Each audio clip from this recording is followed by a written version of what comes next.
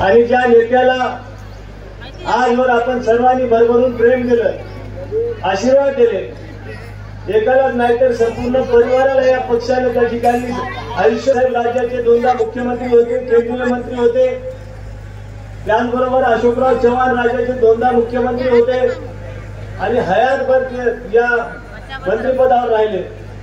त्यांच्या पत्नीला आमदार केले, त्यांच्या पुतण्याला कारखान्याचे व्हाईस चेअरमन केले. महाराष्ट्रात भैयासाहेब मला वाटते की एकमेव उदाहरण असेल, अशोकराव चव्हाणांची ती वडील आणि मुलगा दोन्ही मुख्यमंत्री केले. अशा स्वर्गीय वसंतरावजी चव्हाण साहेबांसारखा योद्धा पुढे आला, आमच्या विनंतीला मान देऊन त्यांनी लाभला, निष्कलंक लाभला, प्रामाणिक लाभला आणि सेनापती एवढा शूरवीर लाभल्यानंतर आम्ही सैन्य सुद्धा प्राणपणाने लढलो आणि त्याचा परिणाम असा झाला की नांदेड लोकसभा मतदारसंघाची ही जागा 60,000 मताने निवडून आली. दुर्दैवानं राजकारण बघितलं तर भाजपनं या 10 वर्षात महाराष्ट्रातलं राजकारण देवेंद्र फडणवीस आणि या संपूर्ण भाजपनं अक्षरशः रसातळाला घातलेला आहे. आणि अशा परिस्थितीत त्यांच्याकडून खरं तर अपेक्षा करणं ही आपली चूक होती. पण आपल्या सगळ्यांना माहिती आहे की आपण एकदा जर दान दिलं, कोणतंही दान असो, कोण्याही समाजातलं असो, कोण्याही संस्कृतीत असो, आपण एकदा दिलेलं दान कधीच वापस घेत नाही. खासदार वसंतराव चव्हाण साहेबांना आपण 5 वर्षासाठी दान दिलेलं आहे आणि त्याला आपण लावून दान देणार आहात, त्याच्याबद्दल काही शंका नाही. आदरणीय रवींद्र पाटील चव्हाण यांची जागा भैयासाहेब नांदेड लोकसभेच्या मतदारसंघाच्या इतिहासात सर्वात जास्त मताने निवडून येईल, त्याच्याबद्दल काही शंका असेल नाही. मी भोकर विधानसभा मतदारसंघाच्या निमित्तानं साहेब, मी या आमच्या अर्धापूरकरांच्या आमच्या तालुका साहेब, आमचं गाव माझं या तालुक्यात येते. मी आमच्या सगळ्या तालुक्याच्या वतीनं, व्यक्तिगत माझ्या वतीनं आपलं मनापासून आभार मानतो की आपण एका शेतकऱ्याच्या, सर्वसामान्य शेतकऱ्याच्या पोराला विश्वास ठेवला आणि भोकर विधानसभा मतदारसंघाची उमेदवार म्हणून माझ्यावर जो विश्वास ठेवला त्याबद्दल साहेब आपलं मी मनापासून आभार मानतो. कारण या ठिकाणची जे लढाई आणि विशेष करून साहेब आम्ही 12 जण त्या ठिकाणी इच्छुक होतो. स्वर्गीय वसंतरावजी चव्हाण साहेबांच्या साक्षीनं आम्ही त्या ठिकाणी एक बैठक घेतली आणि त्या बैठकीत असं आणि प्रत्येक गावामध्ये प्रचंड प्रतिसाद साहेब आम्हाला ते मतदारांच्या माध्यमातून भेटतोय.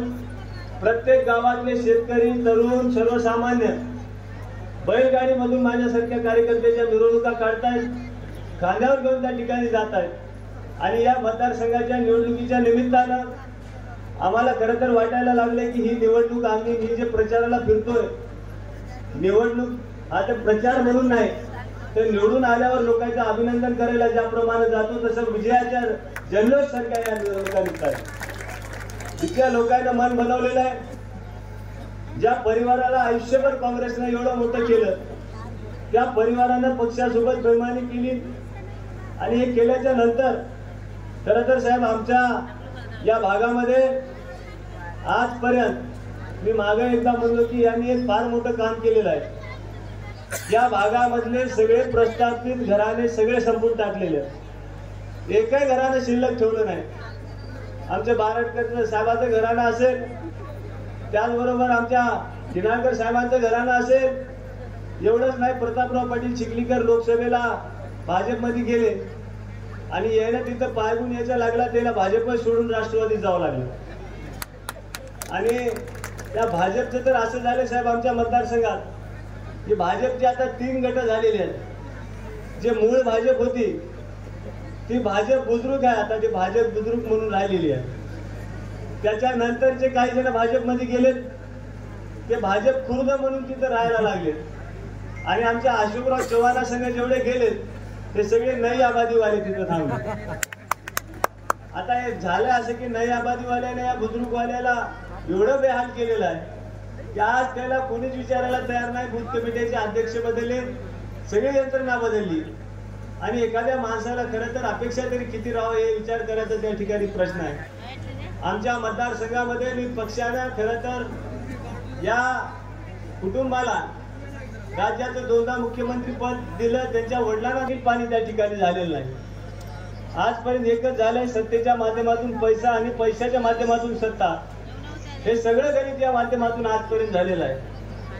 मी या निवडणुकीच्या निमित्तानं आपल्या सर्वांना देखील विनंती करतो की आपल्या सर्वांच्या आशीर्वादाने पक्षाला जे मला या ठिकाणी उमेदवारी दिलेली आहे, एक सर्वसामान्य कुटुंबातला कार्यकर्ता, माझी संपूर्ण हयात काँग्रेस पक्षात गेली. वयाचे 20 वर्ष मी काँग्रेस पक्षाचा निष्ठावंत कार्यकर्ता म्हणून काम केलेलं आहे. आणि या मतदारसंघामध्ये आज जे काही वातावरण आहे, जे काही परिस्थिती आम्हाला बघायला मिळते, या परिस्थितीमध्ये खरं तर मी एक सर्वसामान्य शेतकऱ्याचा मुलगा. आमच्या इथं अजून कोणती मोठी सभा देखील झालेली नाही. एकदा नानाभाऊ पटोले साहेब आले आणि आज तुम्ही फक्त अमित भैया आज इथं आलात. याच्या समोर आमच्या बाजूला शेतकऱ्याचा मुलगा मी त्या ठिकाणी लढालो आणि पुढच्या बाजूला माजी मुख्यमंत्र्यांना आमच्या इथं साहेब मुख्यमंत्री येऊन गेले, ज्योतिरादित्य सिंधिया येऊन गेले.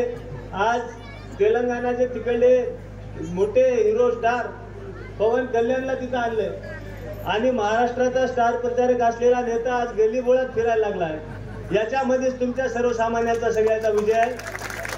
आणि येणाऱ्या 20 तारखेला या भागात खरं तर साहेब आम्ही भाऊराव चव्हाण सहकारी साखर कारखान्याच्या माध्यमातून इथं सगळा शेतकरी वर्ग आहे. या कारखान्याचा एक विक्रम आहे साहेब की महाराष्ट्रात सगळ्यात कमी दर देणारा कारखाना आमचा भाऊराव चव्हाण सहकारी साखर कारखाना आहे. या कारखान्याचे 2500 रुपयाने भाव दिला आमच्या या भाऊराव चव्हाण सहकारी साखर कारखान्याचा. आमचे एकाचे 2 कारखाने झाले, 2चे 4 झाले. त्या 4 मधले 2 कारखाने विकले आणि ते आलेले भाजपमध्ये जायचे पुढं बक्षीस म्हणून. ते जे बाकीचे आहेत मी तुम्हाला वेळोवेळी सांगतो, आता साहेबांच्या पुढे सांगणार नाही. हे सगळं आपला हप्ता जे आहे हे खरं तर आता आपल्या बँकेत तुम्हाला जायची गरज नाही, तुमच्या घरी पाया पडून हप्ता जमा होणार आहे. ते हप्ता आपण सगळ्यांना या ठिकाणी स्वीकारायचा आहे.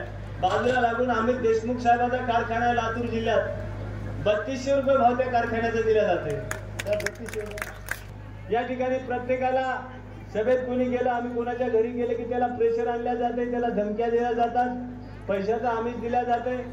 पण मी या ठिकाणी त्याला सांगू इच्छितो की सत्ता काय आयुष्यभर कोणाच्या. आज तुम्हाला फक्त 4 दिवस बाकी आहेत. या ठिकाणी आज 16 तारीख आहे, 20 तारखेला मतदान आहे आणि 23 तारखेला महाराष्ट्रामध्ये महाविकास आघाडीचं सरकार येणार आहे.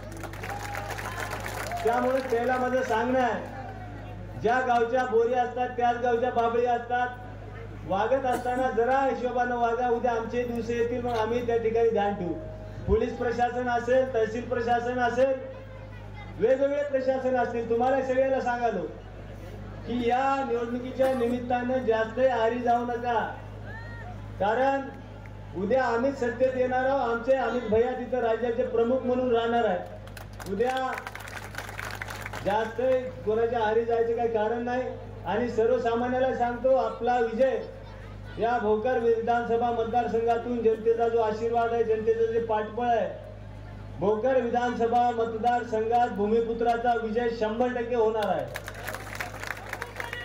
त्यांनी काही जरी केलं तुम्ही काही कुठली काळजी करायचं कारण नाही.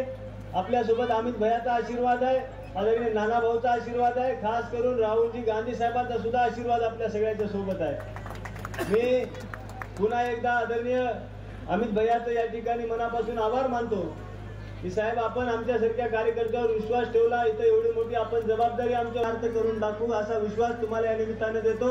येणाऱ्या 20 तारखेला लोकसभा आणि विधानसभेसाठी आपलं मतदान आहे. यांनी आपल्याला या ठिकाणी मार्गदर्शन केलेलं आहे. एक आपल्या भागातलं उगवतं नेतृत्व, युवक काँग्रेसमध्ये 10 वर्ष त्यांनी जिल्हाध्यक्ष म्हणून काम केलेलं आहे. लोकांच्या सुखादुखात धावून जाणारं नेतृत्व, लोकांच्या अडीअडचणीच्या वेळेस काम करणारा व्यक्ती आहे आणि आपला माणूस आहे. आणि आपल्या माणसाला, आपल्या अडीअडचणी सोडवणाऱ्या माणसाला आपल्याला या ठिकाणी विधानसभेमध्ये आपल्याला अधिकची ताकद देऊन या ठिकाणी पाठवायचं. पप्पू पाटील कोंडेकर तर आपल्यामध्ये राहून कामं करतातच, पण त्यांच्याकडून अपेक्षा आपल्याला जास्त आहेत. जर आपल्याला आपल्या अपेक्षा आणि आपलं कामं अधिक रीतीनं आणि अधिक गतीनं या ठिकाणी करायचं असेल तर पप्पू पाटलाला विधानसभेमध्ये पाठवण्यामध्ये तेवढंच गरजेचं आहे. राहिलेले जे आपल्या मतदारसंघातले जे प्रश्न आहेत, आज अमित भैया देशमुख आपलं जेव्हा सरकार या ठिकाणी सत्तेवर येणार आहे त्यामध्ये प्रामुख्याने या अर्धापूरमध्ये आमची उर्दू शाळा या ठिकाणी चालते। आमच्या उर्दू शाळेमध्ये इथले बरेचसे विद्यार्थी जातात। आज उर्दू शाळेमधले जे दर्जावाढ, जी शाळेला दर्जावाढ या ठिकाणी करायचं आहे, अधिकचे वर्ग आपल्याला या ठिकाणी मंजूर करावे लागतील। आज अर्धापूरमधले अनेक प्रश्न प्रलंबित आहेत।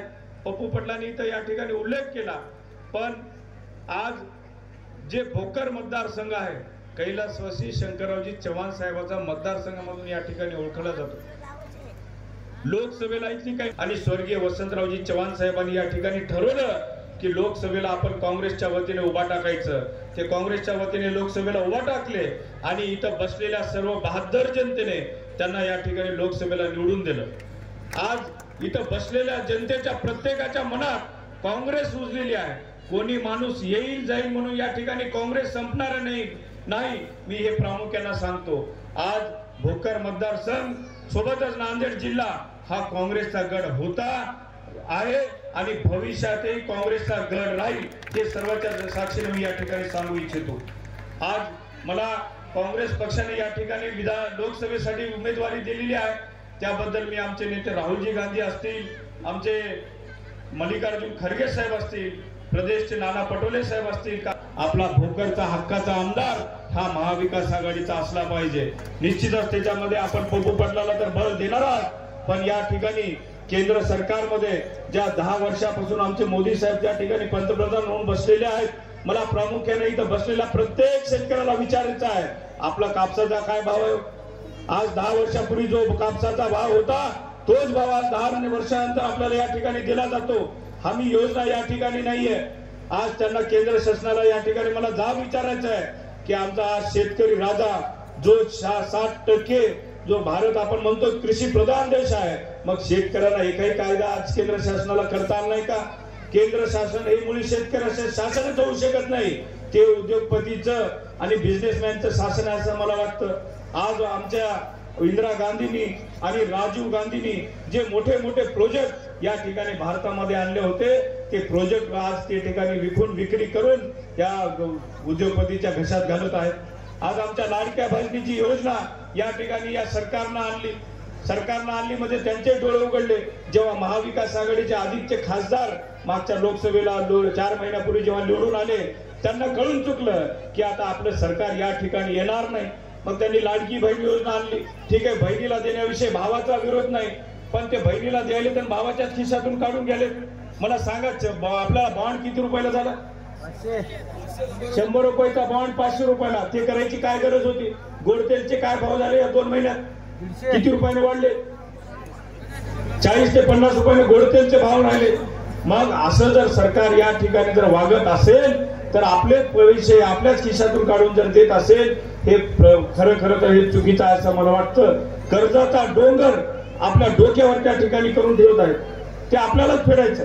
त्याच्यामुळे मला आपल्याला नम्र विनंती करायचं आहे की येणाऱ्या 20 तारखेला आपल्याला महाविकास आघाडीच्या पाठीमागे खंबीरपणे उभा टाकायचं।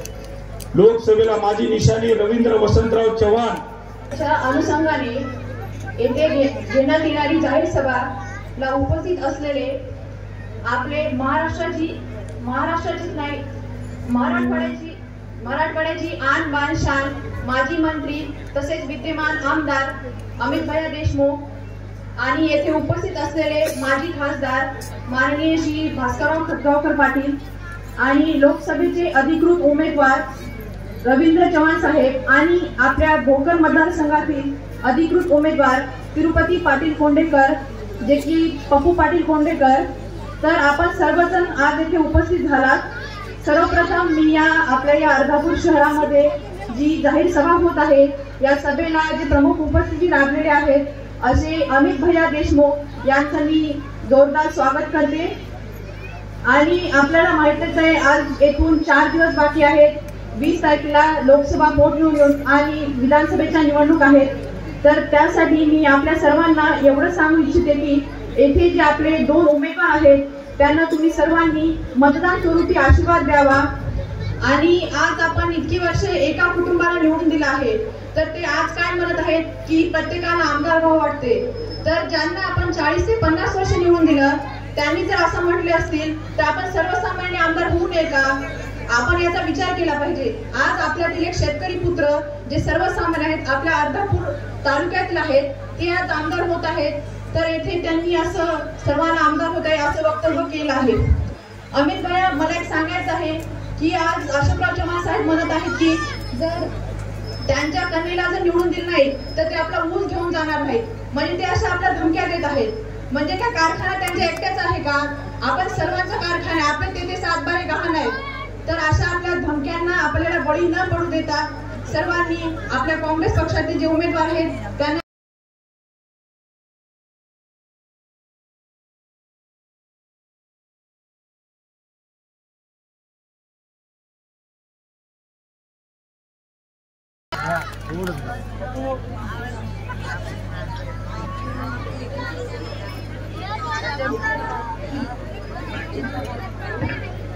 मला मदत केली, म्हणून अमितजी तुमचं आमचं फार जवळचं नातं आहे। आपल्याला खूप पण आपल्याला अमित भैयाला ऐकायचं आहे। राहुलजी गांधी 2 दिवसापूर्वी इथं आले, देशाचे नेते,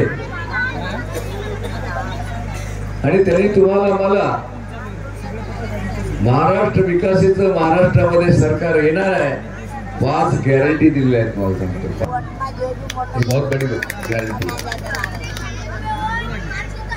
माहौल अच्छा है, महाराष्ट्र में हमारी सरकार आने वाली है, और ये जो दिल्ली की सरकार है नरेंद्र मोदी जी की, हमारे बिहारी बाबू नीतीश कुमार, हमारे आंध्रा के चंद्रबाबू नायडू, इनकी जो कुबड़ी है हम जीत गए कि वो कुबड़ी निकालने वाले और वो भी सरकार गिरने वाली है। मला खूप बोलायची इच्छा आहे पण मी आवर्ता घेतो, कारण पत्रकार आणि तरुण मित्रांनो, महाराष्ट्रामध्ये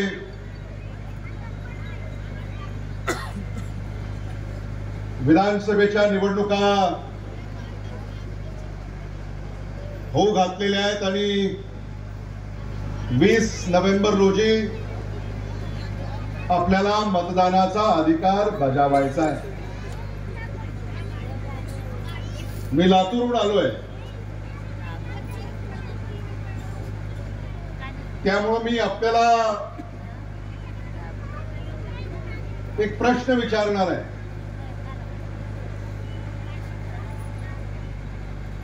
भोकर विधानसभा मतदारसंघामध्ये महाविकास आघाडीचे काँग्रेसचे अधिकृत उमेदवार तिरुपती पाटील कोंडेकर यांना तुम्ही निवडून देणार का?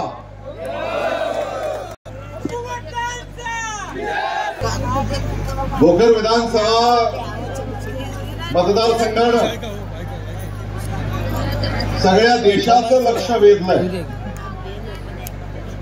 आणि भोकर विधानसभा मतदारसंघातल्या 72 मतदार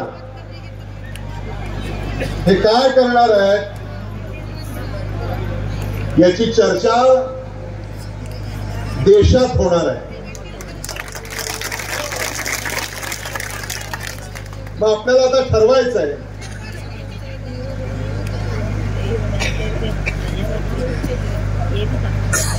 भूमिपुत्राच्या पाठीशी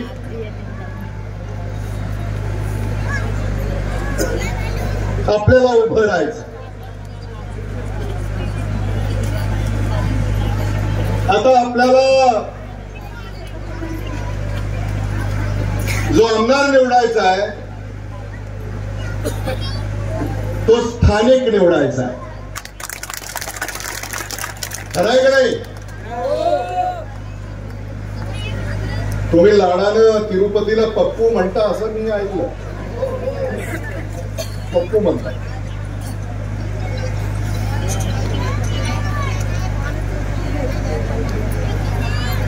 आणि म्हणून पप्पू पास होगा कि नहीं? पप्पू पास होगा? मग आता माझ्या बरोबर म्हणायचं, पप्पू पास हो गया, पप्पू पास हो गया, पप्पू पास हो गया.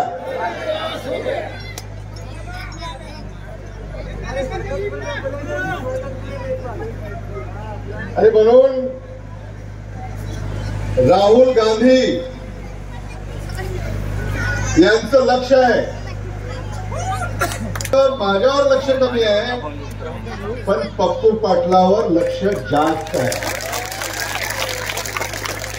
आणि म्हणून राहुल गांधीला साथ देण्यासाठी पप्पू पाटलाला आपल्याला प्रचंड मताधिक्याने निवडून द्यायचं आहे. हे मी विनंती आपल्याला या ठिकाणी करणार.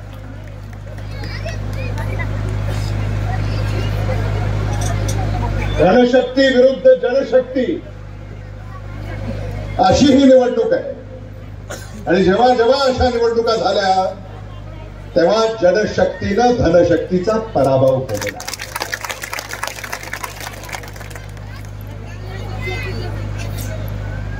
मला असं सांगण्यात आलं की इथं दबाव तंत्राचा उपयोग, धमक्यांना भीक घालू नका.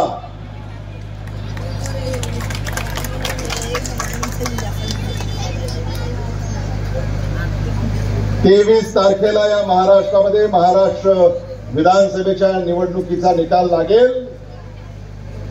महाविकास आघाडी 2/3 एवढ्या जागा जिंकेल आणि 25 नोव्हेंबरला या महाराष्ट्रामध्ये महाविकास आघाडीचं सरकार स्थापन होईल आणि गृहमंत्री हा महाविकास आघाडीचा राहील. आणि म्हणून ढगे तुम्ही काही काळजी करू नका, काही काळजी करायचं कारण नाही. तुमच्या केसाला ही धक्का कोणी लावू शकणार नाही. हा शब्द मी आज आपल्याला या निमित्तानं देऊ इच्छितो. खऱ्या अर्थानं भोकर विधानसभा मतदारसंघाला स्वातंत्र्य हवंय, स्वातंत्र्य हवंय. आणि हे स्वातंत्र्य तुम्हाला मिळवायचंय 20 तारखेला मतदान करून आणि 23 तारखेला निकाल लागल्यानंतर तुम्हाला हे स्वातंत्र्य मिळवायचं. भोकर विधानसभा मतदारसंघानं अर्धापूर तालुक्यानं सुद्धा मोकळा श्वास घ्यायला हवा. काँग्रेसनं पंचसूत्री कार्यक्रम आपल्याला दिलेला आहे. आदरणीय भास्करराव पाटील साहेबांनी त्याचा उल्लेख केला. आदरणीय भास्करराव पाटील साहेब काय म्हणाले? आदरणीय विलासराव देशमुख साहेबांचे आणि त्यांचे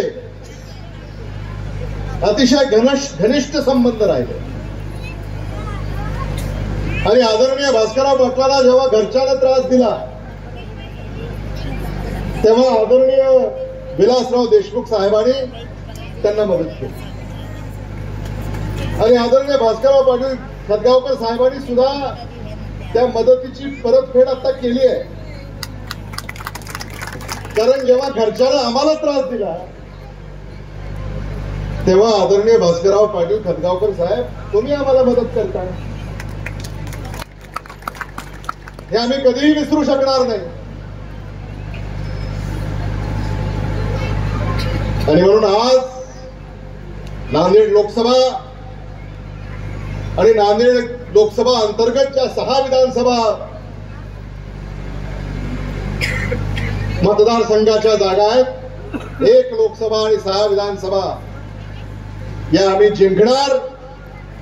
नांदेड लोकसभेमध्ये रवींद्र चव्हाण यांना आपल्याला भरभरून आशीर्वाद द्यायचे आणि भोकर विधानसभा मतदारसंघामध्ये पप्पू पाटलांना आपल्याला भरभरून आशीर्वाद द्यायचे ही विनंती करण्यासाठी मी आपल्यामध्ये या ठिकाणी उपस्थित झालेलो आहे. मला असंही कळतंय की मतदान नाही केलं तर ऊस घेऊन जाणार नाही अशी चर्चा आहे.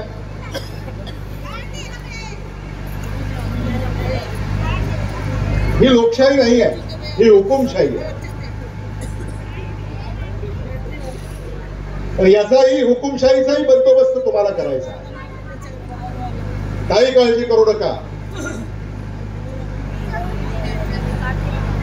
तुमच्या उसाची विल्हेवाट लावायला महाविकास आघाडी खंबीर आहे. मांजरा परिवार या माध्यमातून तुमच्या उसाची विल्हेवाट आम्ही लावू हा शब्द आज मी तुम्हाला या ठिकाणी घेऊ इच्छितो.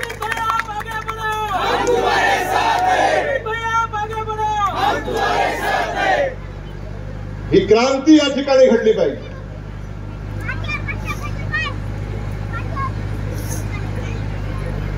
हैदराबाद मुक्ती संग्राम तुम्ही ऐकलं होतं, आणि आता तुम्ही काय लढताय? अशोक चव्हाण मुक्ती संग्राम. आणि हा लढा तुम्ही दिला पाहिजे, तरच तुम्हाला या हुकुमशाही मधून मुक्ती मिळेल. आणि याच्यासाठी तुम्हाला आता सज्ज राहायचंय. मला खतीब साहब इथं आहेत, जरा नमस्ते करिए सबको. मला यांनी आदरणीय विलासराव देशमुख साहेबांची आठवण करून दिली.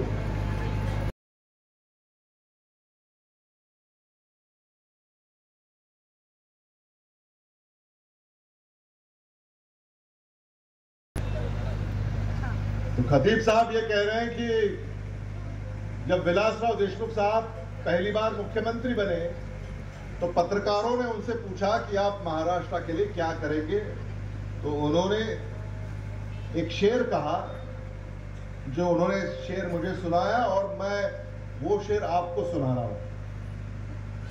तो आदरणीय विलासराव देशमुख साहब ने जब पत्रकारों ने पूछा कि महाराष्ट्र का मुख्यमंत्री बनने के बाद आप महाराष्ट्र के लिए क्या करेंगे, महाराष्ट्र की जनता के लिए क्या करेंगे, तब विलासराव देशमुख साहब ने उन पत्रकारों से कहा, मैं अंधेरों को ताजगी दूंगा, मैं अंधेरों को ताजगी दूंगा, जला के शमा सबको रोशनी दूंगा. मैं अंधेरों को ताजगी दूंगा, जला के शमा सबको रोशनी दूंगा.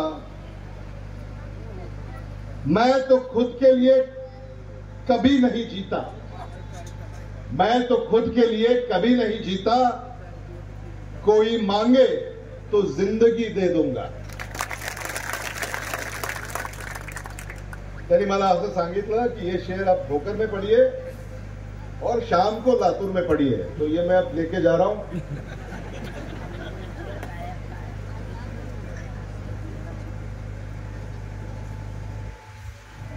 काँग्रेसने काय सांगितलंय? सोयाबीनचा पेरा करणारे इथे शेतकरी किती आहेत? हात वर करा. सोयाबीन सोयाबीन सोयाबीन क्विंटल भाव देण्याचं काँग्रेसनं महाविकास आघाडीनं जाहीर केलंय. आणि फक्त सोयाबीन नाही, कापूस, तूर, उडीद, हरभरा, कांदा, बटाटा, टमाटा, फळं, भाज्या, दूध, शेतकऱ्यांच्या साऱ्याच शेतीमालाला आधारभूत किंमत देण्याच्या संदर्भामध्ये महाविकास आघाडीनं आता घोषणा केलेली आहे. आणि म्हणून खऱ्या अर्थानं मराठवाड्यामध्ये ज्या शेतकऱ्यांच्या आत्महत्या होत आहेत, त्या आत्महत्या थांबवण्यासाठी आपल्याला या घोषणेचा उपयोग होणार आहे. शरद पवार आपल्यासाठी लढतायत, उद्धव ठाकरे आपल्यासाठी लढतायत, आणि त्यांच्या पाठीशी आपण खंबीरपणे उभं राहिलं पाहिजे. या नेत्यांना पाहिल्यानंतर प्रामाणिकपणा आपल्याला यांच्यामध्ये जाणवतो. महायुतीच्या नेत्याला पाहिल्यानंतर जाणवतो का प्रामाणिकपणा? नाही जाणवत. महाराष्ट्रामध्ये जी लूट त्यांनी सुरू केली, तिथूनच हे पैसे टक्केवारीमध्ये काढतात आणि पुन्हा ही टक्केवारी वाटून घेतात. 50 खोके एकदम ओके, तुम्हाला माहिती आहे. आणि म्हणून ही जी संस्कृती आहे, ही विकृती आहे, याचा बंदोबस्त आपल्याला केला पाहिजे. त्याच्याशिवाय महाराष्ट्र प्रगती पथावर येईल असं मला स्वतःला वाटत नाही. नांदेड जिल्ह्यातच उदाहरण घ्या. महायुतीने एखादा उद्योग इथं उभा केला काय मला सांगा बरं. आदरणीय भास्करराव पाटील खतगावकर साहेब, एक तरी उद्योग उभा राहिला का नांदेड जिल्ह्यामध्ये महायुतीच्या काळामध्ये? महायुती सगळे उद्योग गुजरातला पाठवण्यामध्ये गुंग आहे. मग आपल्याकडे उद्योग येतील कसे? मराठवाड्याकडे जर उद्योग आपल्याला खेचून आणायचे असतील, नांदेडकडे जर आपल्याला उद्योग खेचून आणायचे असतील, नांदेड येथील बेकारी दूर करायची असेल, तर आपल्याला महाविकास आघाडी सरकारला निवडून द्यायचं आहे. आणि भोकर विधानसभा मतदारसंघामध्ये सुद्धा आपले लाडके उमेदवार पप्पू पाटलांच्या पाठीशी खंबीरपणे आपले आशीर्वाद उभे करा. आता लाडकी बहीण 1,500 मला कोणीतरी सांगितलं. आता 1,500ची चर्चा नाही. चर्चा कितीची आहे सांगा? महिलांना बोलू द्या. महिलांना त्यांना लगेच लक्षात येते. लगेच सही है कि नहीं? और राहुल गांधी साहब ने कहा है कि मेरी माताएं जो है, मेरी बहनें हैं, बेटियां हैं, उनको महीने को 3,000 रुपए उनके बैंक के अकाउंट में मिलने जा रहे हैं. उसकी तैयारी करो. अब वो 1,500 वाला पुराना हो गया, अब 3,000 वाला नया है. तो नई बात करो और नया नेता चुनो, पप्पू पाटिल और रवींद्र चव्हाण. आणि काय आपल्याला चव्हाणांची सवय आहे, त्यामुळे आता जे चव्हाण गेले ते गेले. आता रवींद्र वसंतराव चव्हाण, म्हणजे वसंतराव चव्हाण साहेब अकाली गेले आपल्यातून. ते अतिशय दुर्दैवी घटना घडली. दुःखाचं डोंगर आपल्या सगळ्यांच्यावर कोसळलं. पण नियतीच्या पुढं आपलं काही चालत नाही, त्याच्यातूनही आपल्याला बाहेर पडावं लागतं. आणि म्हणून आदरणीय शंकरराव चव्हाण यांच्यापासून आदरणीय रवींद्र चव्हाण यांच्यापर्यंत असा हा काँग्रेस पक्षाचा प्रवास आहे. हे मला मुद्दामून आपल्याला या ठिकाणी सांगायचं. आणि रवींद्र चव्हाण युवक आहेत, उच्च शिक्षित आहेत, उच्च विद्या विभूषित आहेत, त्यांचा संपर्क दांडगा आहे. आणि म्हणून रवींद्र चव्हाण, मी तुम्हाला सगळ्यांना आश्वस्त करू इच्छितो की ते 24 तास 365 दिवस 5 वर्ष हे तुम्हाला उपलब्ध राहतील. हेच महत्वाचं आहे. खासदार आपल्याला रवींद्र चव्हाण यांच्या रूपामध्ये निवडून द्यायचा आहे. आणि असा आमदार जो तुमच्यातच राहतो, तो जातच नाही कुठं. त्यामुळे फोन सुद्धा करायची गरज नाही तुम्हाला. फोन भी करने की जरूरत नाहीये. तुमच्यातच वावरणार. तुमच्या पैकी एक आहे का नाही, तुमच्यातच राहतो. तेव्हा फोन सुद्धा करायची गरज नाही. असा पप्पू पाटील शोधूनही सापडणार नाही. आता राहुल गांधींनी त्यांना शोधलंय, हे लक्षात घ्या. अरे पप्पू पाटील, उद्या तुम्हाला राहुल गांधीची ओळख पाळख होईल, जरा आमच्याकडे लक्ष ठेवा.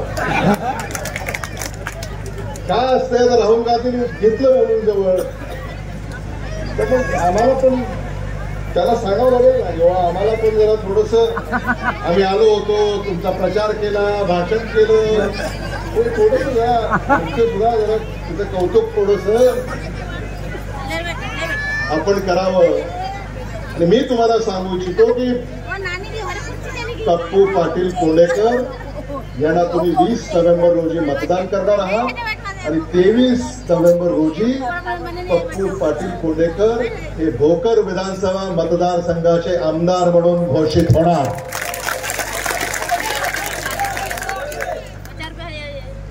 हा आत्मविश्वास मला तुमच्याकडे पाहिल्यानंतर होतोय. आणि तुम्ही कसलीही काळजी करू नका. महाविकास आघाडी भोकर विधानसभा मतदारसंघ आणि नांदेड लोकसभा मतदारसंघाचे जे सगळे प्रश्न असतील ते सोडवण्याची गॅरंटी घ्यायला मी इथं आलेलो आहे. तुम्हाला निराश करणार नाही, तुमच्या अपेक्षांचा भंग करणार नाही. मी तुमच्यातलाच आहे. आदरणीय विलासराव देशमुख साहेबांची सासरवाडी हाकेच्या अंतरावर आहे. माझा आजोळ इथं आहे. पप्पू पाटील सांगितलं की नाही सगळ्याला आजोळ कुठला आहे ते? माझ्या मामाचं गाव आहे हे. आणि म्हणून नातं जोपासण्यासाठी सुद्धा मी इथं आलोय.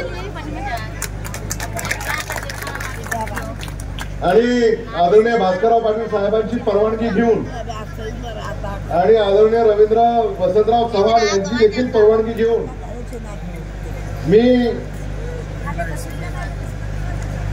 इथे हे आपल्या पुढे मांडू इच्छितो की नांदेड लोकसभा मतदारसंघामध्ये जेव्हा महाविकास आघाडी नांदेड लोकसभा मतदारसंघाच्या संदर्भामध्ये जेव्हा केव्हा निर्णय करेल तेव्हा फर्स्ट प्रेफरन्स हा भोकर विधानसभा मतदारसंघाला राहील.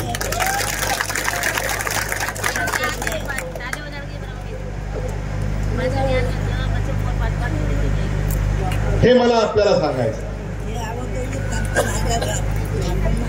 आणि म्हणून तुम्ही काय फार काळजी करू नका. या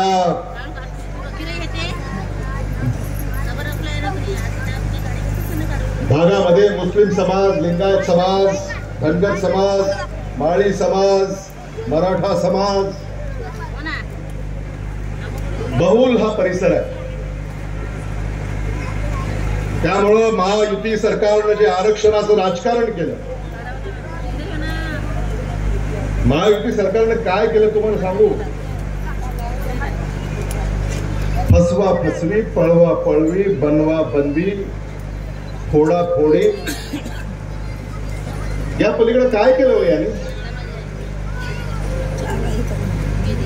तर म्हणजे अजित पवारांचे सुद्धा मला आज आभार मानावेसे वाटतं.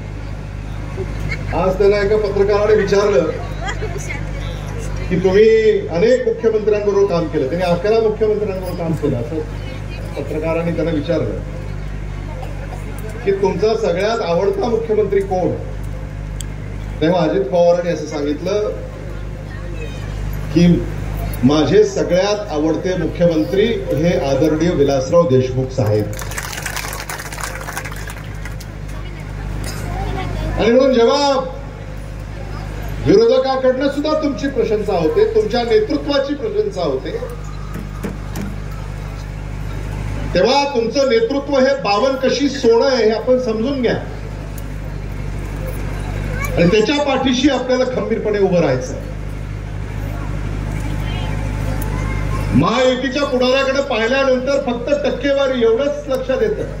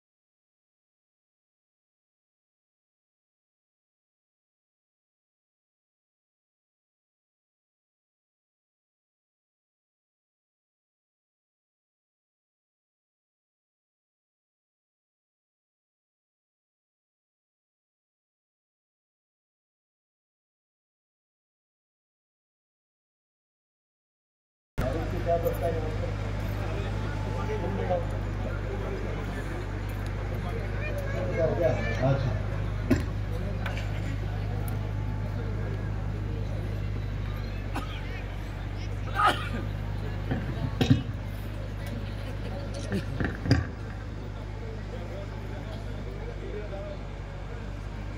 सीधे एक शेर पढ़ो।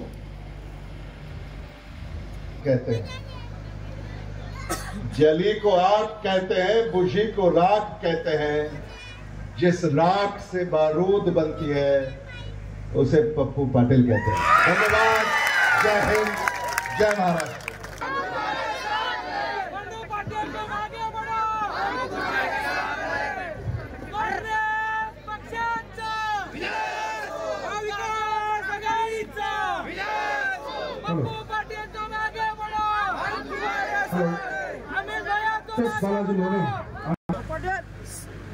महाविकास आघाडी आज पुढे पप्पू पाटील कोंडेकर हे बहुमतानं निवडून येतील असा आमचा विश्वास आहे। जनशक्ती विरुद्ध जनशक्ती जेव्हा जेव्हा हा लढा झाला तेव्हा जनशक्तीचा पराभव केलेला आहे।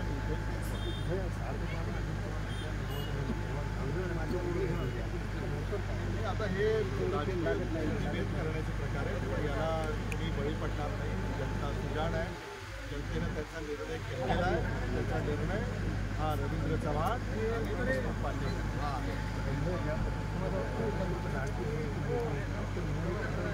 आता ते जुडं झालं। महालक्ष्मी हे नवं आहे, 3000 रुपये प्रति महिना महिलांना त्यांच्या बँकेच्या खात्यावर शब्द राहुल गांधींनी दिला आहे। ही नई बात है।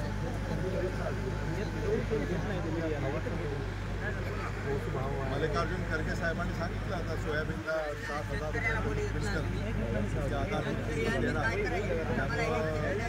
अवांतर आणि बोनस असा 7,000 रुपये म्हणजे सोयाबीन पिकाच्या शेतकऱ्यांच्यासाठी अतिशय क्रांतिकारक हा निर्णय हा काँग्रेसने घेतलेला आहे। त्याचे दूरगामी परिणाम होतील आणि येणाऱ्या काळामध्ये या देशामध्ये ते लागू होईल। इंडिया अलायन्स सरकार आल्यानंतर आणि शेतकरी खऱ्या अर्थानं आपल्या पायावर उभा राहील आणि तो प्रगत होईल। चालू केलं का तुम्ही?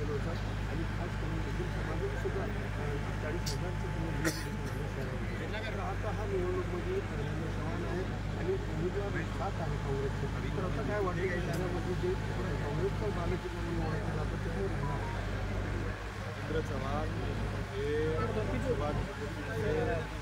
2 लाखाहून अधिक मतानं निवडून 2 लाखाहून अधिक एवढा पाठिंबा त्यांना सगळेच येणार। सर अशोक चव्हाण असं म्हणले होते की महाराष्ट्रात आंध्र प्रदेशचे मुख्यमंत्री आले का अमेरिकेचे राष्ट्रपती आले काही फरक पडणार जनता माझ्या पाठीशी आता कुठे जरी आलं तरी जनता कुठे आहे ते मला माहिती आहे। जनता महाविकास आघाडीच्या पाठीशी काँग्रेसच्या पाठीशी आणि हे 23 नोव्हेंबरला मला लक्षात विलासराव देशमुख साहेबांबद्दल आदराचा भावच व्यक्त केलेला आहे आणि कालही ते बोलले। त्यांचं स्वागत करतो। आभार।